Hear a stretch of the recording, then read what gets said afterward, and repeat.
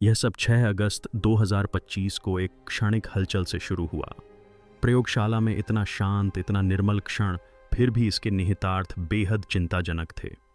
James Webb space telescope मानव इतिहास की सबसे शक्तिशाली वेधशाला को आपातकालीन ओवरराइड मोड में जाना पड़ा। किसी सुपरनोवा या ब्लैक होल के लिए नहीं, बल्कि किसी ऐसी चीज के लिए जो कहीं अधिक स्थानीय और कहीं अधिक भयावह थी। एक धूमकेतु, या कम से कम कुछ ऐसा जो धूमकेतु जैसा दिखता था। इसे 3 एटलस नाम दिया गया। पहले इसे एक और अंतरतारकीय यात्री समझा गया था, ठंडा, शांत और अनुमान लगाने योग्य। लेकिन जब वेब सेंसर सक्रिय हुए और डेटा की पहली लहर आने लगी, तो जो कुछ उन्होंने पकड़ा वह न केवल अप्रत्याशित था, बल्कि असंभव भी था। इससे जो रासायनिक संकेत मिले वे किसी भी प्राकृतिक मॉडल से मेल नहीं खाते थे। अनुपात विचित्र थे, तत्व बेमेल थे, व्यवहार अनियमित था। और जैसे जैसे आंकड़े आते गए, फीड देख रहे हर खगोल भौतिक विज्ञानी के मन में एक डर धीरे धीरे घर करने लगा। क्या होगा अगर ये कोई धूमकेतु ही ना हो? क्या होगा अगर ये कोई गंध हो? किसी गंभीर गड़बड़ी का पहला संकेत धूमकेतु के कोमा से मिला, जो उसके केंद्र के चारों ओर गैस का चमकीला आवरण होता है। सामान्यतः सूर्य से 6 खगोलीय इकाई की दूरी पर एक धूमकेतु को निष्क्रिय, स्थिर और सुप्त अवस्था में होना चाहिए। वहां सूर्य का प्रकाश इतना कमजोर होता है कि कोई सार्थक गतिविधि उत्पन्न नहीं कर पाता। लेकिन 3 आईपाई एटलस पहले से ही सक्रिय था, और वह भी अत्यधिक सक्रिय। जेम्स वेब ने ऐसी स्पेक्ट्रल रेखाएं पकड़ी जिनमें जल वाष्प की जगह कार्बन डाइऑक्साइड की प्रधानता थी। जैसा कि अपेक्षित था, कार्बन डाइऑक्साइड की मात्रा बहुत अधिक थी, जल से 8 गुना अधिक।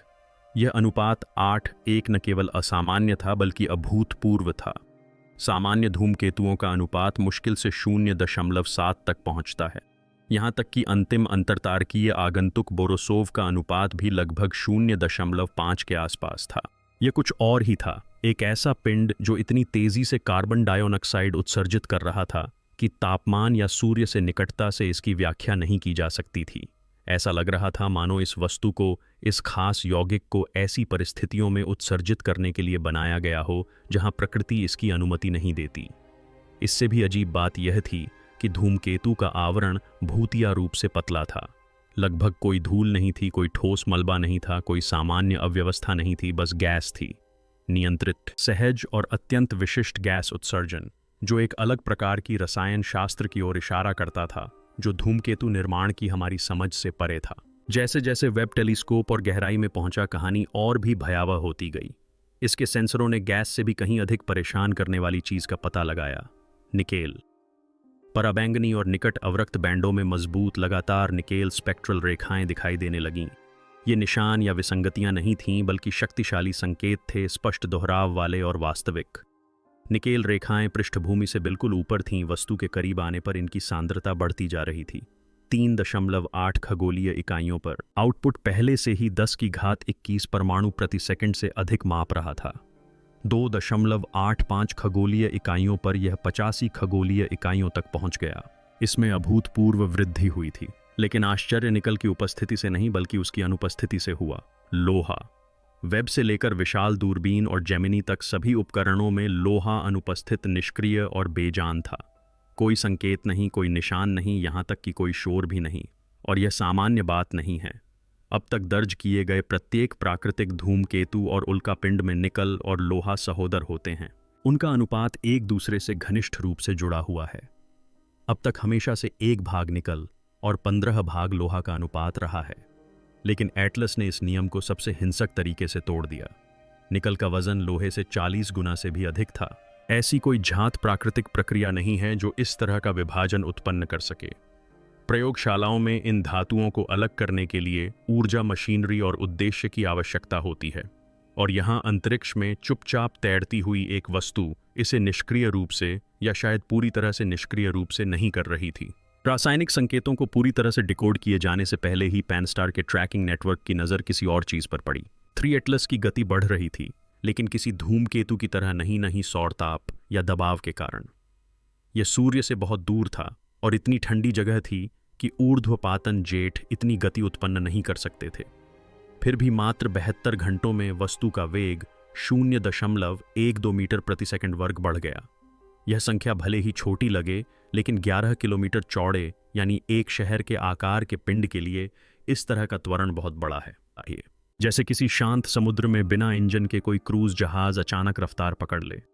यह बदलाव भी सहज नहीं था। विश्लेषकों ने सूक्ष्म उछाल गति के मुख्य छाप पर झिलमिलाहट जैसी परतें देखीं, मानो वस्तु के अंदर कुछ चालू और बंद हो रहा हो। इसे गैस उत्सर्जन, टूटी हुई पपड़ी या सौर हवाओं के माध्यम से समझाने के प्रयास विफल रहे। कोई भी इसकी लय से मेल नहीं खा सका, कोई भी इसकी नियमितता को समझा नहीं सका, क्योंकि यह नियमित थी।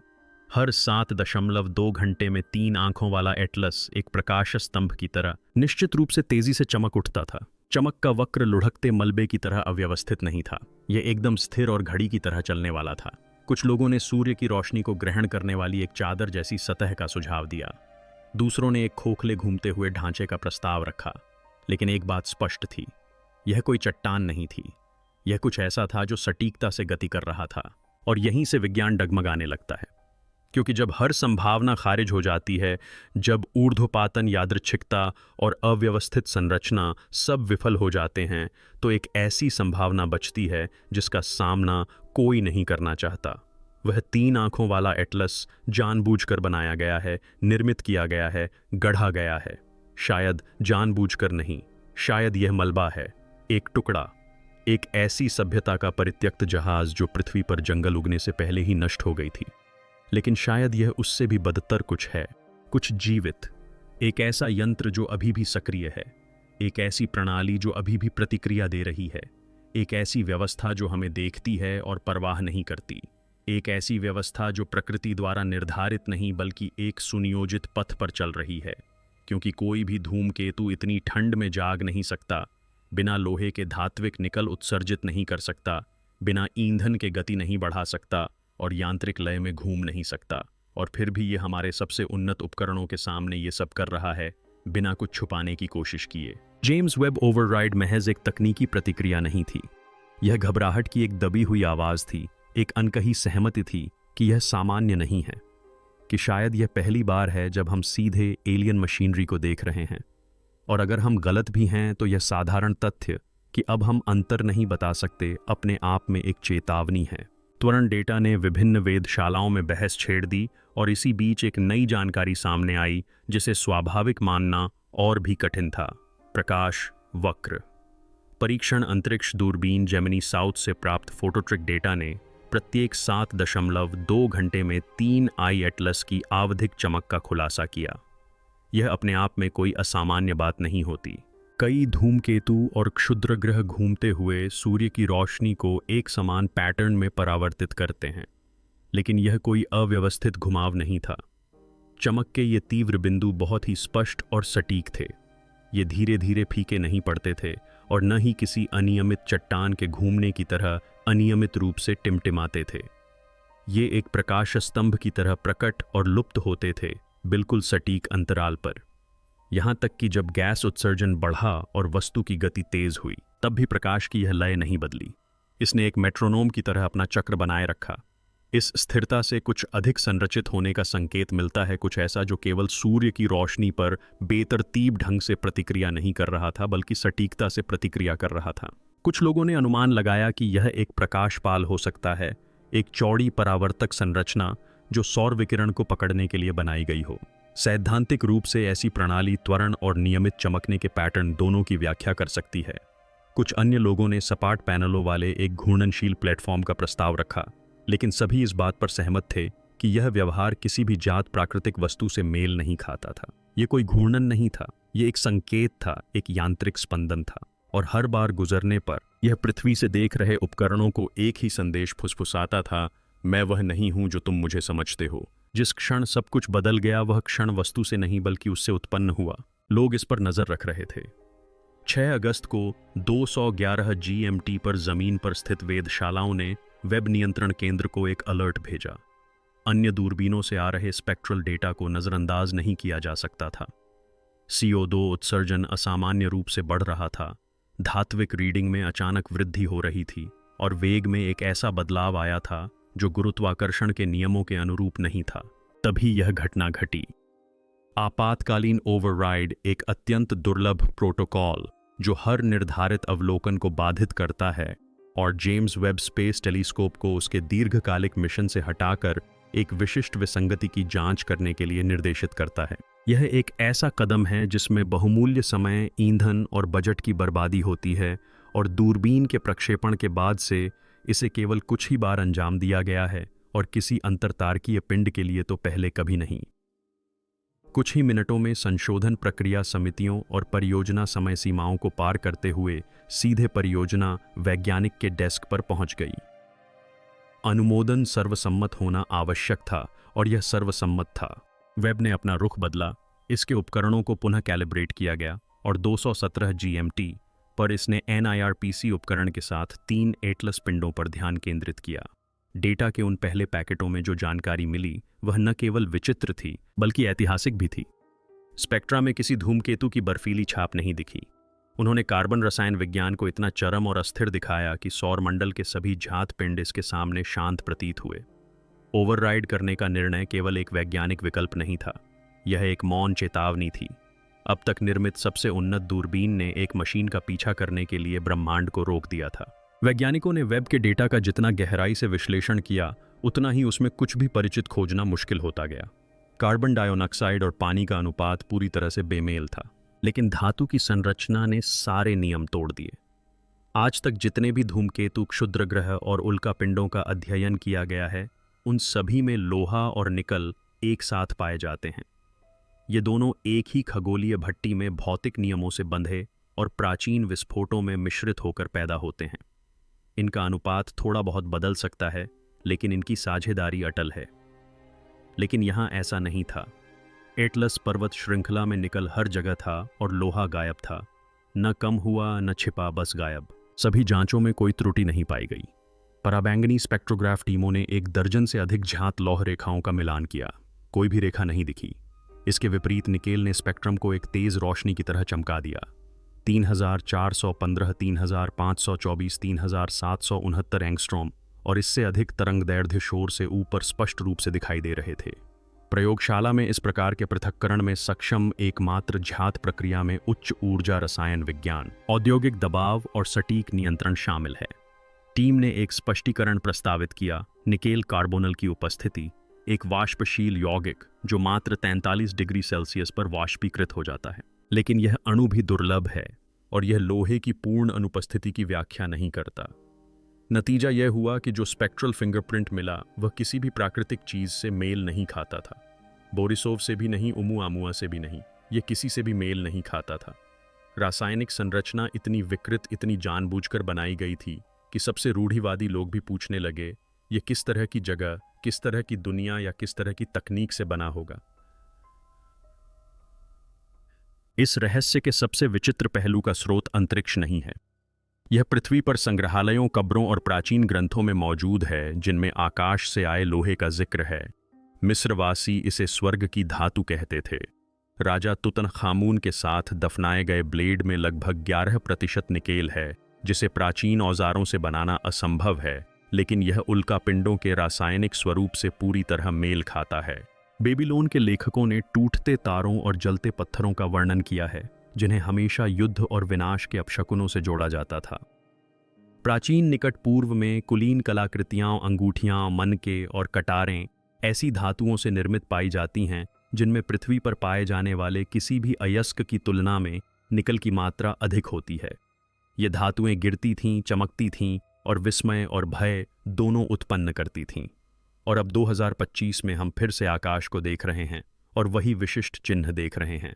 उच्च मात्रा में निकल, लोहा नहीं, अज्ञात स्रोत। विडमैन पैटर्न क्रिस्टलीय धारियां जो केवल अंतरिक्ष में निर्मित धातुओं में पाई जाती हैं, शहरों से भी पुराने अवशेषों पर उकेरी गई हैं। इतिहासकार और भौतिक विज्ञानी दोनों ही अब यह सवाल पूछते हैं, किसी ने कभी हिम्मत क्यों नहीं की? क्या होगा अगर वे कलाकृतियां महज उल्कापिंड के टुकड़े न हों बल्कि संपर्क के प्रमाण हों? क्या होगा अगर वे धातुएं तारों से गिरे मलबे न हों बल्कि किसी ऐसी चीज के टुकड़े हों जो पहले आई थी और गुजर चुकी है? और क्या होगा अगर 3 एटलस सिर्फ एक और अनोखी घटना न हो बल्कि एक बहुत पुरानी किताब का अगला अध्याय हो जिसे हमने अभी पढ़ना शुरू ही किया है। वैज्ञानिकों द्वारा उच्च निकल उत्सर्जन और CO2 से भरपूर गैसों का विश्लेषण जारी रखते हुए कैलटेक के एक शोधकर्ता ने थर्मल डेटा में कुछ चौंकाने वाली बात देखी। 3 एटलस विमानों से प्राप्त चमक पैटर्न में एक सूक्ष्म लेकिन निरंतर विद्युत चुंबकीय लय छिपी हुई थी। एक आवृत्ति स्पंदन जो इतना नियमित था कि यादृच्छिक नहीं हो सकता था, फिर भी इतना मंद था कि जानबूझकर प्रसारित नहीं किया जा सकता था। वेब सेंसरों ने इसे रिकॉर्ड किया था, लेकिन शुरू में इसे उपकरण शोर मानकर खारिज कर दिया था। ऐसा नहीं था।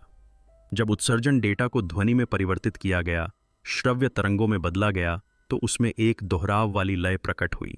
न संगीत न भाषा, बल्कि कुछ और भी भयावह। एक गणितीय ताल, अभाज्य अंतराल, फिबोनाची अनुपात, ज्यामितीय स्वर, जो प्राचीन वास्तुकला के डिजाइन में, क्रिस्टल वृद्धि में, DNA में पाई जाने वाली संरचनाओं की प्रतिध्वनि करते थे। संकेत अंतरिक्ष में संचारित होने के लिए पर्याप्त मजबूत नहीं था, लेकिन आसपास के किसी भी प्रेक्षक द्वारा पढ़े जाने के लिए पर्याप्त मजबूत था। दूसरे शब्दों में, यह एक ब्रेडक्रम्ब ट्रेल था, एक प्रकार का ब्रह्मांडीय फिंगरप्रिंट जो रेडियो तरंगों में नहीं बल्कि वस्तु के व्यवहार में ही समाहित था। और अगर हम इसे सुन सकते थे तो दूसरे भी सुन सकते थे। सवाल ये नहीं था कि संकेत किसे लक्षित कर रहा था, सवाल ये था कि इसे पहले से ही और किसने सुना है। वेब ओवरराइड की घटना के वैश्विक स्तर पर ध्यान आकर्षित करने के कुछ ही दिनों बाद दक्षिणी गोलार्ध के भूभौतिकविदों ने पृथ्वी के चुंबकीय क्षेत्र में विसंगतियों का पता लगाना शुरू कर दिया। शुरुआत में इन्हें मामूली सौर गतिविधि के कारण होने वाले उतार चढ़ाव मानकर खारिज कर दिया गया था, लेकिन सच्चाई को नज़रअंदाज करना मुश्किल हो गया। अंटार्कटिका, अर्जेंटीना और पश्चिमी ऑस्ट्रेलिया सहित कई स्थानों पर एक समान अल्ट्रा लो फ्रीक्वेंसी पल्स दर्ज की गईं, जो बिल्कुल 7.2 घंटे के अंतराल पर थीं और 3 एटलस के प्रकाश वक्र आवधिकता से सटीक रूप से मेल खाती थीं। ये तरंगें सौर तूफानों या बिजली गिरने के पैटर्न का अनुसरण नहीं करती थीं। ये ऊपर से नहीं बल्कि पृथ्वी के भीतर से उत्पन्न हुई थीं। और तो और ये वस्तु के उत्सर्जन में छिपी ऊष्मीय आवृत्ति की संरचना को प्रतिबिंबित करती थीं। पृथ्वी की गहराई में कुछ गूंजने लगा था, जोर से नहीं, हिंसक रूप से नहीं, बल्कि लयबद्ध रूप से, मानो प्रतिक्रिया दे रहा हो, समन्वय कर रहा हो, जैसे कोई ट्यूनिंग फोर्क किसी भूले हुए गीत की गुनगुनाहट को पकड़ रहा हो। यह विचार कि पृथ्वी की प्राचीन प्रणालियां, चाहे वो टेक्टोनिक हों, विद्युत चुंबकीय हों या जैविक सौर मंडल से गुजरने वाली किसी चीज के साथ तालमेल बिठा सकती हैं, बेहद डरावना है। यह खतरा इसलिए नहीं कि इससे कोई बड़ा खतरा है, बल्कि इसलिए कि इससे इतिहास का पता चलता है। हो सकता है कि पृथ्वी ने पहले भी इस आवृत्ति को सुना हो और यह पहली बार ना हो, और जो भी सुप्त अवस्था में था उसे याद आ गया हो। प्रवेश पथ से लेकर निकास पथ तक 3 एटलस का मार्ग लगभग अति सटीक प्रतीत होता है। यह वस्तु केवल गुरुत्वाकर्षण के बल से अंतरिक्ष में गति नहीं करती, यह दिशा निर्देशित है, यह चकमा देती है। इसका मार्ग प्रणाली के प्रत्येक प्रमुख पिंड से उल्लेखनीय सटीकता के साथ बचता है, मानो कोई अंतरिक्ष यान पूर्व निर्धारित मार्ग पर चल रहा हो। प्राकृतिक धूमकेतु पत्थों की तुलना में, जो अव्यवस्थित, विकृत और गुरुत्वाकर्षण के प्रति प्रतिक्रियाशील होते हैं, यह वस्तु एक रहस्यमय ढंग से सुनियोजित व्यवहार करती है। सिमुलेशन में खगोलविदों ने ग्रहों के स्लिंग शॉट युद्धाभ्यास के लिए उपयोग किए जाने वाले प्रक्षेप पथ मॉडल में 3 नेत्र एटलस डेटा डाला, जिस प्रकार के मॉडल नासा अंतर्ग्रहीय जांचों की रूपरेखा तैयार करने के लिए उपयोग करता है। परिणाम स्वरूप इंजीनियर किए गए उड़ान पथों के साथ 92.6% मिलान हुआ। और फिर कुछ और भी चौंकाने वाला सामने आया। जब इसे आगे प्रक्षेपित किया गया तो इसका मार्ग क्षणिकी कक्षा के ठीक आगे एक संकरे स्थानिक गलियारे को पार करता है। एक ऐसा गलियारा जिसे कुछ लोग एक काल्पनिक गुरुत्वाकर्षण शून्य बिंदु या यहाँ तक कि बाहरी हेलोपॉज में प्रवेश द्वार के रूप में मानते हैं। संक्षेप में, यह वस्तु बह नहीं रही है, यह निकल रही है, और ऐसा उस स्तर के समन्वय के साथ कर रही है जो किसी भी ज्ञात प्राकृतिक पिंड ने आज तक प्रदर्शित नहीं किया है। समय, स्थिति, त्वरण, ये सब न केवल यात्रा की ओर बल्कि दिशा निर्देश की ओर, खोज की ओर नहीं बल्कि मिशन के क्रियान्वयन की ओर इशारा करते हैं। ऐसा लगता है कि पहला मिशन लगभग पूरा हो चुका है और फिर अंधेरा छा गया। जैसे ही जेम्स वेब उच्च रेजोल्यूशन स्कैन के एक और दौर की तैयारी कर रहे थे, जैसे ही वस्तु सूर्य से 2.5 खगोलीय इकाइयों की दूरी पर आई, 3 आई एटलस उत्सर्जन रासायनिक और तापीय दोनों फीके पड़ने लगे। निकेल की स्पेक्ट्रल रेखाएं धुंधली हो गईं, कार्बन डाइऑक्साइड का उत्सर्जन धीमा हो गया, आवधिक प्रकाश वक्र सपाट हो गया, और फिर अचानक वस्तु वेब की पहचान सीमा से नीचे चली गई। दूरी या अवरोध के कारण नहीं, बल्कि इसलिए कि उसने पूरी तरह से चमकना बंद कर दिया था। यह कोई प्राकृतिक क्षीणता नहीं थी, यह एक तरह का शटडाउन था। 11 घंटों के भीतर इसका हर दृश्य व्यवहार समाप्त हो गया। दुनिया भर के उपकरणों ने इसकी पुष्टि की। Gemini Subaru very large telescope, यहां तक कि चिली में स्थित ग्राउंड बेस्ड इंफ्रारेड टेलीस्कोप ने भी यही रिकॉर्ड किया। 3 एटलस एकदम शांत हो गया था। सन्नाटा छा गया, मानो जानबूझकर किसी छलावे की तरह या उससे भी बदतर किसी प्रसारण के अंत की तरह। क्योंकि अगर 3 एटलस अब तक संचार कर रहा था, उत्सर्जन कर रहा था और प्रतिक्रिया दे रहा था, तो शायद वह छिप नहीं रहा था। शायद वह खोज रहा था, सक्रिय हो रहा था या परीक्षण कर रहा था। और जब उसे वह मिल गया जिसकी उसे तलाश थी, तो वह अचानक रुक गया। जैसे कोई मशीन अपना अंतिम प्रोटोकॉल पूरा करने के बाद बंद हो जाती है, हमें जवाब नहीं देती, बल्कि इस भयावह एहसास के साथ छोड़ जाती है कि हम कभी नियंत्रण में नहीं थे। हम तो बस किसी ऐसी चीज के दर्शक थे जो हमारी कल्पना से कहीं अधिक पुरानी और धैर्यवान थी। जब वैज्ञानिकों को लगा कि त्रिविमीय एटलस ने सौर मंडल से अपना चक्कर पूरा कर लिया है, तभी नवीनतम प्रक्षेप पथ मॉडल में कुछ असंभव सा सामने आया। इसका मार्ग, जिसके बारे में पहले अनुमान था कि यह सूर्य के चारों ओर चक्कर लगाकर गहरे अंतरिक्ष में विलीन हो जाएगा, सूक्ष्म रूप से लेकिन महत्वपूर्ण रूप से बदल गया था। बाहर की ओर बढ़ते रहने के बजाय यह फिर से आंतरिक मंडल की ओर थोड़ा सा खिसक गया था। यह कोई गुरुत्वाकर्षण संबंधी विसंगति नहीं थी, गणितीय गणनाएं सटीक थीं। वेक्टरों ने इसकी पुष्टि की। 3i एटलस, जो कभी शांत तो कभी अंधेरा था, ने अपना रास्ता बदल लिया था, लेकिन यह बदलाव आकस्मिक नहीं था। इसके संशोधित मार्ग ने पृथ्वी और शुक्र के बीच एक विशिष्ट क्षेत्र को पार किया, जो अपने स्थिर गुरुत्वाकर्षण गतिकी के लिए जाना जाता है। लेकिन आश्चर्यजनक रूप से यह उन कुछ क्षेत्रों में से एक था जहां हाल ही में कई पृथ्वी आधारित उपग्रहों ने रुक रुक कर सिग्नल में व्यवधान की सूचना दी थी। नासा ने शुरू में इस मार्ग परिवर्तन को अवलोकन संबंधी त्रुटि मानकर खारिज कर दिया, लेकिन जब 3 अलग अलग गहरे अंतरिक्ष रडार संयंत्रों गोल्डस्टोन, एरोसिबो एंड चीनी फास्ट एरे ने इस परिवर्तन की पुष्टि की, तो स्थिति बदल गई। क्योंकि कोई भी धूमकेतु अदृश्य होने के बाद अपना मार्ग नहीं बदलता, इसलिए कोई भी प्राकृतिक वस्तु कम दृश्यता वाले क्षेत्र में नहीं जाती। और निश्चित रूप से कोई भी बुद्धिहीन प्राणी इतनी सटीक और सुनियोजित योजना के साथ ऐसा कार्य नहीं करता, सिवाय इसके कि उसका इरादा कभी जाने का न हो बल्कि वहीं रहने का हो। जहां इंजीनियर और खगोलविद 3 नेत्र एटलस के साथ ऑप्टिकल संपर्क को फिर से स्थापित करने की होड़ में लगे थे, वहीं MIT की एक प्रयोगशाला में एक बिल्कुल अलग तरह की खोज घट रही थी। वहां एक न्यूरल AI सिस्टम को वेब और जेमिनी प्रेक्षणों से प्राप्त टेराबाइट्स स्पेक्ट्रोस्कोपिक डेटा दिया गया था, लेकिन तत्वों का पता लगाने के लिए नहीं, बल्कि संरचना की खोज करने के लिए। और उसे एक संरचना मिल गई। निकल और कार्बन डाइऑक्साइड के उत्सर्जन पैटर्न को जब समय के साथ देखा गया और घूर्णीय भिन्नता के लिए समायोजित किया गया, तो उसने एक बहुआयामी हेलिक्स का निर्माण किया, जो समय श्रृंखला उत्सर्जन के भीतर अंतर्निहित एक घुमावदार संरचना थी। पहले तो यह अर्थहीन लगा, लेकिन जब इसकी तुलना पृथ्वी की सबसे प्रारंभिक जैविक संरचनाओं से की गई, तो एक चौंकाने वाली समानता दिखाई दी। प्रारंभिक RNA स्ट्रैंड पूरी तरह से मेल नहीं खाते थे, लेकिन उनमें ज्यामितीय समानताएं, पुनरावृत्ति तहें, अनुपात थे, जो आणविक जीव विज्ञानियों को सोचने पर मजबूर कर देते थे। क्या पता यह एटलस सिर्फ गैस ही न निकाल रहा हो, क्या पता यह कोडित जैविक संरचना को मुक्त कर रहा हो। जीवित नहीं, कोशिकाएं नहीं, बल्कि कुछ और प्राचीन, एक टेम्पलेट के समान ध्वनि में नहीं, बल्कि रसायन विज्ञान में प्रसारित होने वाला एक संदेश, जैसे एम्बर में फंसा हुआ बीज जड़ पकड़ने के लिए सही वातावरण की प्रतीक्षा कर रहा हो। और क्या होगा यदि पृथ्वी या मंगल या सौर मंडल में कोई पूर्व चयनित बिंदु उस कोड को प्राप्त करने के लिए पहले से ही तैयार होकर करिया हो। शोधकर्ताओं ने दृश्य संपर्क को पुनः स्थापित करने के प्रयास में एक रडार पिंग प्रयोग किया। यह गहरे अंतरिक्ष में वस्तुओं का पता लगाने का एक मानक तरीका था, लेकिन इस बार कोई सिग्नल 3 आंखों वाले एटलस से नहीं, बल्कि एक अप्रत्याशित दिशा से चंद्रमा के दूर के हिस्से से आया। यह सिग्नल सामान्य प्रतिध्वनि नहीं था। यह 0.23 सेकंड पहले ही लौट आया, और इसमें ऐसे स्पेक्ट्रल आर्टिफैक्ट्स थे जो मूल तरंग रूप से मेल नहीं खाते थे। पहले तो इस विसंगति का कारण सतह की अनियमितताओं को माना गया, लेकिन फिर यह बार बार होने लगा। लगातार 3 प्रयासों में पिंग न केवल विकृत होकर लौटा, बल्कि एक विशेष पैटर्न के साथ संशोधित भी हुआ। यह पैटर्न 3 सप्ताह पहले आई एटलस से रिकॉर्ड किए गए स्पंदनों के समान अंतराल समय का था। तभी चंद्र डेटा अभिलेखागार की जांच की गई और एक भयावह तथ्य सामने आया। 2017 में ओमुआमुआ के गुजरने के दौरान समान निर्देशांकों पर इसी तरह के मॉड्यूलेशन धुंधले रूप से रिकॉर्ड किए गए थे। पैटर्न वापस आ गया था। यह किसी सौर मंडल में आने वाला कोई धूमकेतु नहीं था। यह एक ऐसा तंत्र था जो किसी ऐसी चीज पर प्रतिक्रिया दे रहा था जिसे वह पहचानता था।